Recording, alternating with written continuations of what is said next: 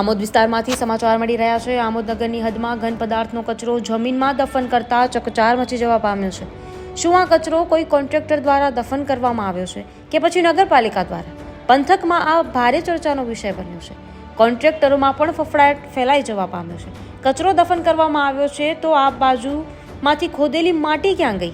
મળતી માહિતી અનુસાર આમોદ નગરપાલિકાના એક પ્રોજેક્ટ અંતર્ગત ઘન પદાર્થનો કચરો જમીનમાં દફન કરવામાં આવ્યો છે તેવી અરજીઓના આધારે દફન કરવામાં આવેલો ઘન કચરો બહાર કાઢવાની કામગીરી હાથ ધરવામાં આવી હતી।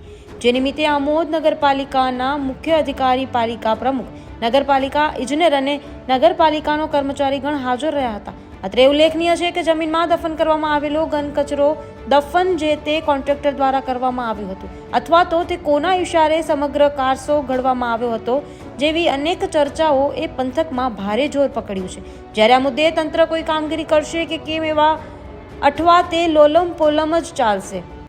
આવનારા દિવસોમાં એ તો હવે જોવાનું જ રહ્યું। Bureau report, Javed Malik, news today.